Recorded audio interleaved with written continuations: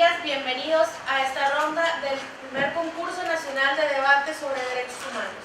El tema que debatiremos el día de hoy es si es válido limitar la libertad personal mediante la figura del arraigo. Los equipos que debatirán el día de hoy son: a favor, el equipo 192, conformado por Hermilo Lares Contreras y Natalia González Aldaña. Los auxiliará Uriel Ramírez. El equipo en contra es el equipo 321, que está formado por Hugo Alberto Martínez Aldaña y Paola Hernández Ortiz. El jurado que nos acompaña el día de hoy son la licenciada María del Carmen Garbandello, la licenciada Irene Espingo y el licenciado Juan Antonio Franco Valdés. Sin más por el momento, me permito, antes de recordar a los presentes, por favor, que apaguen sus teléfonos o los pongan en modo de vibración, así como recordarles que no pueden tomar fotos, videos ni audio en ningún momento. En este momento comenzamos. Cedo la palabra al equipo a favor para su primera intervención. Muy buenos días, jueces, contraparte, público en general. El de la voz, Hermilo Lares, con mi compañera Natalia González, vamos a exponer la postura a favor de cómo si es válido limitar la libertad personal con la figura del arraigo. Para iniciar a hablar sobre el tema que nos atañe hoy, es indispensable hacer un análisis serio de la realidad en la cual estamos viviendo. Una realidad donde el 50% de los delitos de secuestro a nivel mundial ocurren aquí, en América Latina. Que es además, estos negocios tienen una captación, corrijo, de más de 1.300.000.000.000 de dólares. ¿Y qué es aquí, en América Latina? Donde existe la mayor producción de la hoja y la pasta de coca. Estas cifras ya fueron expuestas por Adam Blackwell, secretario multidimensional de la OEA, donde indicó que estas cifras son objeto de preocupación, pero sobre todo de atención prioritaria, no solamente para el Estado, sino para la sociedad en general. La delincuencia organizada es definida de acuerdo a la Convención Transnacional de Delincuencia Organizada como un conjunto de dos o más personas que se reúnen en un tiempo determinado para cometer uno o varios ilícitos con el fin de captar recurso económico u otro material. Esta delincuencia organizada amenaza a la sociedad en general, amenaza con erosionar el sistema institucional y también crea desafíos al sector privado en materia de competitividad y desarrollo económico y social. En otras palabras, pudre a todo el Estado de Derecho. Estos mismos criterios ya los sostuvo la OEA en su informe de seguridad pública en las Américas, donde indicó que cuando existe una percepción de inseguridad por parte de los ciudadanos, existe un ataque a la convivencia social y pacífica, pero también al propio Estado de Derecho y a la democracia. Es por eso que ya el Alto Comisionado de las Naciones Unidas contra la droga y el delito indicó que un país tiene que tener un sistema de justicia penal eficaz y efectivo, para que en el momento que aplique la ley, este sea respeto a la legalidad y por tanto cree seguridad en los ciudadanos, ya que sin seguridad un Estado no puede desarrollarse ni cumplir sus objetivos.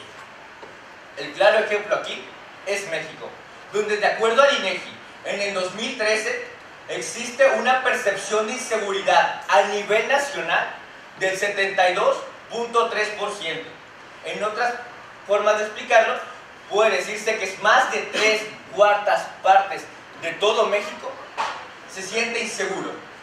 Y también esta delincuencia organizada está atentando contra el Producto Interno Bruto del país, de un porcentaje neto del 1.34.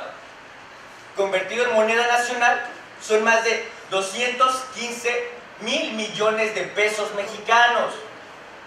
Es por eso que México se está viendo obligado a crear mecanismos para combatir y erradicar la delincuencia organizada, como lo es la figura del arraigo, que si bien sí limita la libertad personal, pero esta, apegándose a los criterios internacionales y además con aras del bien común, y del orden público. Es cuando. Detenemos el tiempo. Cedo la palabra al equipo en contra para su primera intervención. Imaginemos una persona privada de su libertad, sin saber el delito que se le imputa ni la identidad de quienes le acusan.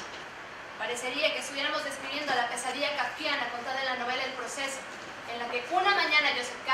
es arrestado por una razón que desconoce y debe defenderse de un delito que nunca sabe cuál es. Pero ese no es el caso. Desgraciadamente en nuestro país, esta situación se vive todos los días, exusada en el marco de un supuesto conflicto con el crimen organizado. Honorables miembros del jurado, ilustres representantes de la posición contraria, mi nombre es Paola Hernández Ortiz y junto con mi compañero Hugo Alberto Martínez Aldaña demostraremos ante tan distinguido panel cómo la figura del arraigo constituye una grave violación a múltiples derechos humanos. Para ser aplicada impunemente, fue constitucionalizada. Señora Presidenta, con su venia daré inicio a mi argumentación.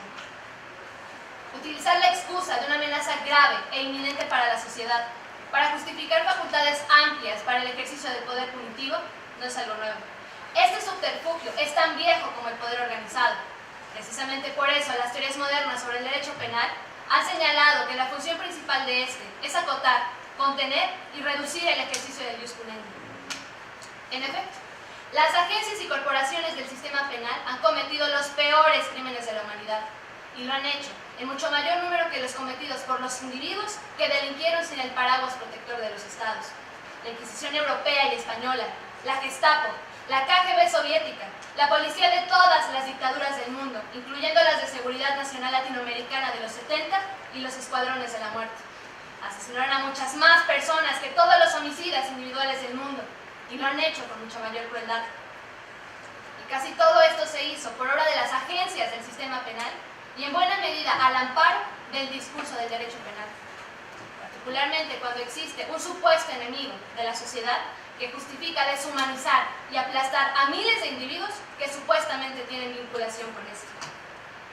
No pretendemos que esto se convierta en una clase de historia, pero es necesario no olvidarnos de esos antecedentes antes de entregarle un cheque en blanco al Estado para privar de la libertad a las personas que se hagan acreedoras de su sospecha. Y aún más cuando desde la implementación del arraigo, las violaciones a derechos humanos por parte de las fuerzas de seguridad nacional han aumentado exponencialmente. Este método consistente en primero detener a la persona para después investigarla es una de las acciones representativas de los sistemas autoritarios, pues implica que las personas sean tratadas eventualmente como presuntos culpables y presupone la inexistencia del derecho a la libertad personal. Tomando en cuenta que el Estado estaría en posibilidad de disponer de la libertad de las personas en cualquier momento, sin investigación ni defensa alguna, bastando para ello la simple voluntad y el señalamiento unilateral de la autoridad. El arraigo vulnera los derechos a la libertad personal y de tránsito, al debido proceso, a la presunción de inocencia, a la honra y la reputación, a la integridad física y mental de las personas. Por eso, en 2005, antes de su constitucionalización, el Pleno de la Suprema Corte de Justicia de la Nación declaró el arraigo penal previsto en una legislación local inconstitucional por implicar la detención de una persona cuando la investigación aún no arroja datos que conduzcan a establecer que la persona puede tener posible vinculación con la comisión de un delito, sin que se le den a conocer los pormenores del delito que se le imputa, ni la posibilidad de presentar pruebas para deslindar su posible responsabilidad. Es decir, se requiere un ínfimo valor probatorio para arraigar a una persona, pues de acuerdo con la Ley Federal contra la Delincuencia Organizada, para que un juez pueda dictar arraigo en contra de una persona, el Ministerio Público solo debe contar con indicios suficientes que acrediten que la persona puede pertenecer al crimen organizado. Basta pues con sostener esta hipótesis sin necesidad de medianamente probarlo. Pues recordemos que los indicios no son un medio probatorio, tal y como lo ha establecido el Poder Judicial de la Federación. Este es un argumento del que se deduce la existencia de una cosa, pero en él no puede fundarse un razonamiento lógico que conduzca a la prueba o a la certeza. Esta representación sostiene que resulta insuficiente que el arraigo se encuentre previsto en una ley, aun cuando ésta sea nuestra norma fundamental. Pues tal y como lo ha establecido la Corte Interamericana de Derechos Humanos en el caso Hellman versus Uruguay, que una disposición haya sido aprobada en un régimen democrático y aún ratificada y respaldada por la ciudadanía, no le concede automáticamente ni por sí misma legitimidad ante el derecho internacional, pues la existencia de un régimen democrático no garantiza per se el permanente respeto a los derechos humanos. No podemos olvidar que las normas e interpretaciones protectoras de derechos humanos de fuente internacional resultan vinculantes para nuestro país.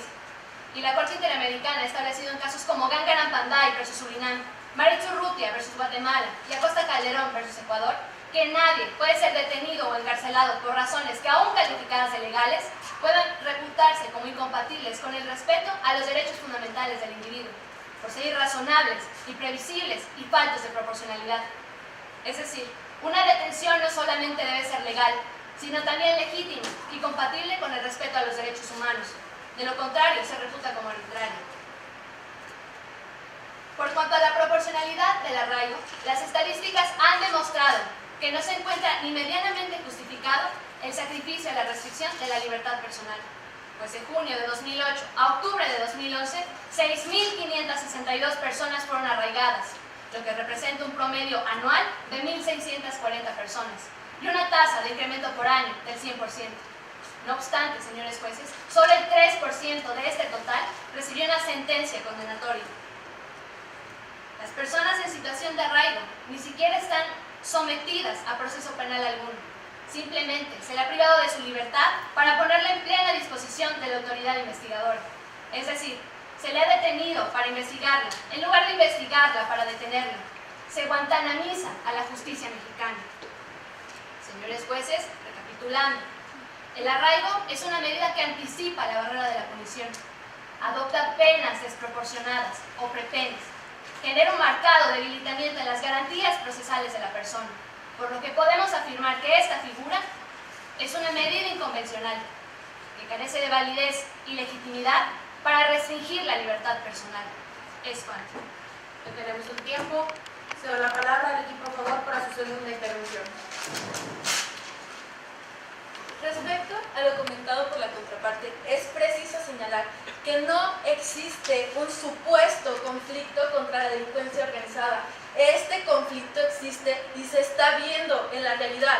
En segundo término, no nos sustentamos en un discurso penal, sino justamente en un discurso de cómo el arraigo sí se apega a estándares internacionales. Es bueno el señalamiento oportuno que hizo la contraparte al señalar que los señalamientos de la Corte Interamericana de Derechos Humanos son vinculantes, ya que justamente la Corte Interamericana de Derechos Humanos, en el caso Chaparro Álvarez y Lapo Íñiguez contra Ecuador, en el párrafo 52, señala que la libertad personal es aquella capacidad de hacer y no hacer todo lo que está permitido por la ley. En este sentido, el derecho a la libertad personal no es un derecho absoluto. Este derecho puede ser restringido en los términos del artículo 7 de la Convención Americana de Derechos Humanos, que en su punto 7.5 señala claramente que la libertad personal de toda persona retenida o detenida puede estar sujeta a las garantías que aseguren su comparecencia en el juicio. Por lo tanto, el arraigo definido en la iniciativa que reforma el artículo 16 de la Constitución Política de los Estados Unidos Mexicanos como aquella medida precautoria que tiene por objeto asegurar la disponibilidad de la persona durante la investigación previa o durante el proceso, es compatible con la Convención Americana de Derechos Humanos, puesto que justamente sigue este fin que señala el artículo 7.5. En otro sentido, el sistema normativo interamericano de derechos humanos permite restringir el goce y ejercicio de ciertos derechos con justificación y sin responsabilidad para el Estado, siempre que exista una legitimación. Para poder establecer esta legitimación, cabe señalar hacer una ponderación de derechos. Esta ponderación de derechos atenderemos a lo que ha dicho la Corte Interamericana de Derechos Humanos en el caso Quimer contra Argentina, en su párrafo 83, que señala expresamente que se debe de garantizar el ejercicio de los derechos que se encuentran en colisión. Sin embargo, la prevalencia de algunos de esos derechos dependerá de la ponderación que se haga a través de un juicio de proporcionalidad.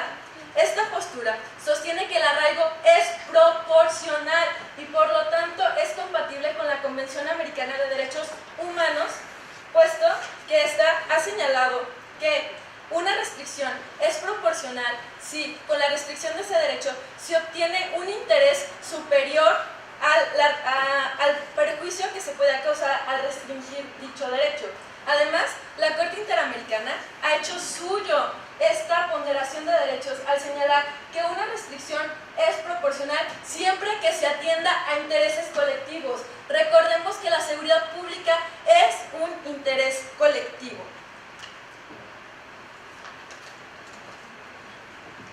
Por lo tanto, la figura del arraigo es proporcional al interés que la justifica y también se debe de ajustar estrechamente a seguir este legítimo interés. Recordemos que el arraigo no se utiliza para nada más, únicamente para lo señalado por la Ley Federal de Delincuencia Organizada.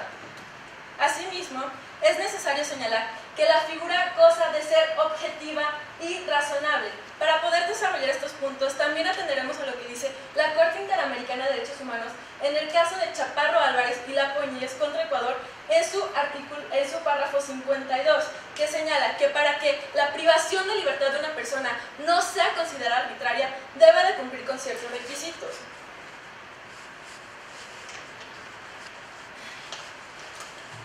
Estos requisitos, en primer lugar, es que pueda cumplir con un fin legítimo. El tribunal ha señalado que este fin legítimo es asegurar que la persona comparezca al juicio y también que no esté atentando contra la investigación que se está haciendo. En segundo lugar, que sea necesaria. Al decir que sea necesaria, se refiere a que únicamente se aplique de manera excepcional. Recordemos que se aplica únicamente en los términos del artículo 2 y del artículo 12 de la Ley Federal contra la Delincuencia Organizada. El artículo 2 señala específicamente en qué delito se va a aplicar y el artículo 2 señala que es únicamente para la protección de bienes, para la investigación de la persona y para cuando se tenga una sospecha de que pueda extraerse de la justicia. Es idónea, en cuarto término, puesto que únicamente se aplica a la consecución de ese fin legítimo que establecimos en primer término. Y finalmente es proporcional, puesto que el beneficio inherente que se obtiene con esta restricción legítima al derecho a la libertad es mucho mayor, puesto que es en aras de un interés colectivo y la restricción de la privación de la libertad, que no es un derecho absoluto, no resulta desmedido frente a este interés colectivo. Es cuanto. Me permito recordar al público que por favor permanezca en silencio para evitar distracciones a los equipos. Gracias. En este momento se da la palabra al equipo en contra para su segunda intervención. Respetable jurado, con su venia haré uso de mi derecho de réplica. Los representantes de la posición contraria argumentan efectivamente que el derecho a la libertad personal no es un derecho absoluto. La Corte Interamericana de Derechos Humanos sostuvo, en el caso que cita la contraparte, Chaparro Álvarez y Lapoñez versus Ecuador, que para que una restricción a la libertad personal resulte compatible con la Convención Americana sobre Derechos Humanos, no debe solamente ser legal, sino también ser legítima, y para eso cumplir con ciertos requisitos de validez. Sin embargo, parece que la contraparte utilizó los mismos argumentos que utilizó Ecuador para justificar esa proporcionalidad, y por la que fue sentenciada por la Corte Interamericana con responsabilidad internacional por vulnerar el artículo 7 de la Convención. Por otro lado, señores jueces, también durante su intervención, la contraparte citó cifras para tratar de maximizar el problema que cabe señalar el propio Estado ha propiciado. Y dice que es necesario establecer esta restricción. Sin embargo, el arraigo no resiste un juicio de proporcionalidad, pues las estadísticas son contundentes. Señores jueces, de 6.532 casos documentados donde se aplicó la figura del arraigo entre 2008 y 2011, únicamente el 3% recibió sentencia condenatoria. Esto nos demuestra cómo el Estado utiliza arbitrariamente y a destajo el arraigo, pues en la mayoría de los casos ni siquiera se llega a una sentencia definitiva condenatoria. Además, según datos arrojados por el Subcomité para la Prevención contra la Tortura y otros tratos crueles, inhumanos y degradantes de Naciones Unidas, señalaron en su informe de 2010 que en el 50% de los casos en los que se aplicó el arraigo se encontraron evidencias físicas que mostraban violencia, de lo cual se podía derivar la aplicación de tortura y otros tratos crueles, inhumanos y degradantes. Es decir, el arraigo propicia en gran parte la tortura y otras vejaciones hacia las personas arraigadas. Señores jueces, por otra parte, los representantes de la posición contraria también argumentan que que es que el arraigo se aplica en un ámbito acotado. Sin embargo, en un artículo transitorio, el Estado aplicó o aplica la figura del arraigo a un ámbito mucho más amplio, pues dice que se permite aplicar a todos los delitos considerados como graves. Esto cae en lo absurdo, pues por citar un ejemplo, el artículo 492 bis del Código Penal Federal establece como delito grave en materia de derechos de autor aquella persona que fotocopie libros que estén protegidos por la Ley Federal de Derecho de Autor. En ese sentido, una persona que fotocopie un libro que esté protegido por esta ley podría ser arraigada, lo cual resulta absurdo, por supuesto. Esto demuestra cómo el Estado ha ampliado la aplicación del arraigo para convertirse en una medida que no resulta convencional y que, por supuesto, si esto se encontrara ante un tribunal internacional, condenaría al Estado mexicano. Es cuanto. Detenemos el tiempo, cedo la palabra al equipo a favor para su tercera intervención. Gracias, amable. Bueno, indicaremos las estadísticas más recientes. La contraparte menciona de los arraigos de 2008-2011. Nosotros traemos las más recientes expuestas por la Secretaría de Relaciones Exteriores y estas fueron expuestas en el segundo informe universal, periódico universal celebrado en Ginebra de la ONU, donde indica que los casos sí. Estamos de acuerdo de que anteriormente existía un uso excesivo de esta figura, pero se va a demostrar a continuación cómo ha ido bajando y por lo tanto voy a citar los casos que se han dado desde el 2011. 2011 se aplicaron 2.069 casos de arraigo, 2012 1.166 de acuerdo a la CRE, y en el 2013, que es la más reciente hasta ahorita reflejada, son solamente 630 arraigos. Quiere decir que cada vez es un uso excepcional esta figura. Se está refinando, se está cuidando que respete derechos humanos y también lo voy a demostrar más adelante. También quiero mencionar, ellos comentan que sí, el delito grave se ha ampliado más. No, pero el arraigo no se ha ampliado. El arraigo es muy claro en la Ley Federal de Delincuencia Organizada en su artículo 2. 7 infracciones, que son los delitos más fuertes considerados a nivel internacional. La prostitución infantil, trata de personas, terrorismo, entre otros más como los delitos de la salud. Además quiero mencionar que indica que se viola la presunción de inocencia. El arraigo no se viola la presunción de inocencia, ya que en ningún momento ha dado una sentencia condenatoria o ha indicado que es culpable, ya que de acuerdo a la Declaración Universal de los Derechos Humanos indica que toda persona se va a presumir inocente hasta que exista una sentencia condenatoria. El arraigo no es una sentencia condenatoria para indicar que es culpable una persona, solamente tiene un fin legítimo, que es que la persona no se sustraiga de la acción penal, que esta misma persona, que se vele la protección a la víctima y la efectividad en la investigación. Dicen que se violan más derechos humanos. Uno de esos derechos humanos que mencionaron es el artículo 25, que se habla sobre el recurso efectivo. En realidad el recurso efectivo sí existe, se está perfeccionando cada vez mayor. El recurso efectivo, como lo sabemos en México, es el amparo, donde ya la Suprema Corte ha indicado que procede el amparo cuando es por cuestiones cuando se restringe a una autoridad la libertad personal. Y esto fundamentado en la nueva ley de amparo en el artículo 61, fracción octava. Y además, me gustaría indicar que sí tiene un beneficio el arraigo. Y esto expuesto por la opinión consultiva 5/8 del 85, que indica que cuando se trata de bien común y del orden público, el Estado puede crear mecanismos para que se armonice el sistema de seguridad nacional. Es cuanto. Tenemos un tiempo. Cedo la palabra al equipo en contra para su tercera intervención. Señora Presidenta, con su venia haré uso de mi derecho de réplica. Cuando aumenta la criminalidad, vuelve escena el antiguo conflicto entre el debido proceso y el control de la criminalidad. Desgraciadamente, en nuestro país se ha pretendido justificar el arraigo de frente a la sociedad, deshumanizando a los delincuentes, caracterizándolos como enemigos de la sociedad y, por tanto, indignos de ser considerados ciudadanos y titulares de derechos, como el debido proceso y la presunción de inocencia, tal y como sucede en el estado de excepción. Sin embargo, señores jueces, debemos recordar y tomar en cuenta que las personas arraigadas bien pueden ser inocentes de lo que se les pretende acusar, y en todo caso, no dejan de ser seres humanos. De conformidad con el artículo 7.3 de la Convención Americana de Derechos Humanos, resulta insuficiente que el arraigo se encuentre fundado solamente en la posibilidad de que la persona pueda pertenecer a la delincuencia organizada, pues deben existir no solo indicios, sino verdaderos elementos de convicción para privar de la libertad a un sujeto.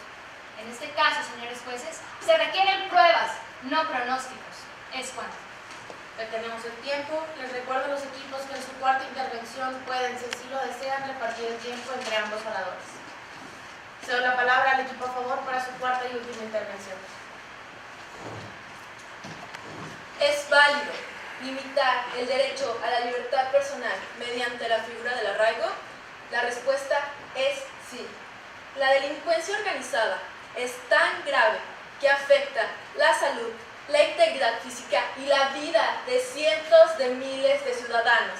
La Organización de los Estados Americanos ha manifestado puntualmente que el problema es de tal gravedad que existen zonas en América Latina y el Caribe que se consideran reductos de impunidad, en donde la fuerza del Estado se está viendo rebasado por la influencia de estos grupos delictivos, lo cual es inaceptable. El Estado tiene la obligación de crear todos los mecanismos necesarios y tendientes para poder reducir esta impunidad y poder combatir los delitos de delincuencia organizada y los delitos más graves, que como ya hemos dicho, no solo afectan a toda la sociedad, sino desestabilizan toda la integridad del Estado, de sus instituciones y además de su desarrollo económico. Por otro lado, la figura óptima para que el Estado pueda lograr estos objetivos es por medio del arraigo, que en ningún momento ha señalado a las personas como delincuentes, ya que la contraparte está diciendo que esta figura deshumaniza a los delincuentes. Ella como tal ya los está sosteniendo como delincuentes, siendo que el arraigo tiene únicamente una sospecha razonable, de acuerdo al artículo 12 de la Ley Federal contra la Delincuencia Organizada. Recordemos que no es lo mismo vulnerar que limitar. Como ya hemos dicho, el Sistema Interamericano de Derechos Humanos permite limitar la libertad personal de las personas con estándares internacionales que, como ya hemos explicado, la figura ha demostrado ser objetiva, razonable y proporcional. Asimismo, es compatible con el respeto a los derechos humanos, ya que señala expresamente de manera formal y material los causas y circunstancias en los que puede ser aplicada esta medida, además de que se apega únicamente al procedimiento estrictamente especificado en la misma ley. Por todo lo mencionado, cabe decir que no solo es legítimo y válido limitar la libertad personal por medio de la figura del arraigo, sino que además es necesario. Es cuanto. Detenemos el tiempo. Cedo la palabra al equipo en contra para su cuarta y última intervención. Honorable jurado, los representantes de la posición contraria citaron las pretensiones del Estado mexicano en el examen periódico universal. Sin embargo, omitieron que las recomendaciones derivadas del examen periódico universal fueron contundentes y iban en el sentido de derogar la figura del arraigo por ser violatoria de derechos humanos. Eso fue el resultado del examen periódico. Ellos únicamente se limitaron a citar lo que el Estado mexicano respondió al examen periódico universal, pero omitieron cuál fue la recomendación expresa de Naciones Unidas. Señores jueces, también la contraparte intenta temorizar con cifras relacionadas con el crimen organizado para justificar múltiples violaciones a derechos humanos. Sin embargo, lo que verdaderamente asusta es su cinismo, pues resulta un contrasentido que intenten utilizar la propia negligencia del Estado para justificar facultades arbitrarias para limitar ilegítimamente la libertad personal. Señores jueces, no se puede combatir la delincuencia delinquiendo como pretende la contraparte.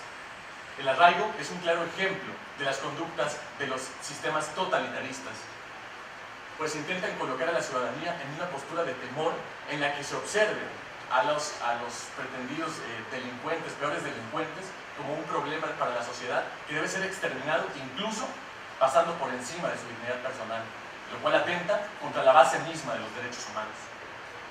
Para justificar ilegítimamente una restricción a la libertad personal que carece de validez, pues no es adecuada según los criterios internacionales, nos remontan a los hechos más aberrantes cometidos por el crimen organizado, para así justificarlos. Sin embargo, señores jueces, por más culpables que puedan llegar a ser las personas, no podemos deshumanizarlas y no por ello el Estado puede utilizar cualquier método para privarlos de la libertad personal. En este sentido, los derechos procesales son indispensables en el control del poder punitivo. Por lo tanto, la figura del arraigo recupera el fin de que no importa cómo se llegue al resultado, sino que el resultado es el que justifica la ilegitimidad de los métodos utilizados. Nosotros sostenemos que en un Estado democrático como el nuestro, precisamente es la legitimidad de los métodos la que justifica el resultado, pues precisamente solamente se puede llegar a una sentencia justa cuando los métodos utilizados han sido legítimos. La presunción de inocencia es una de las conquistas más relevantes del debido proceso, y esta táctica inquisitorial que intenta imponer la contraparte únicamente nos remonta a las prácticas totalitarias de los estados. Señores jueces, el argumento de la contraparte ha sido que el arraigo es válido porque es legal, porque está en la Constitución. Sin embargo, señores jueces, únicamente no basta con que sea legal, sino también debe que ser legítimo. La legalidad no significa validez ni legitimidad. En ese sentido, yo me cuestionaría si sería válido, ¿no? Si sería válido la práctica de la tortura simplemente si se le constitucionalizara como al arraigo. Evidentemente no sería así. Es cuanto. Ya tenemos el tiempo. De esta forma damos por concluido este debate. Le pido por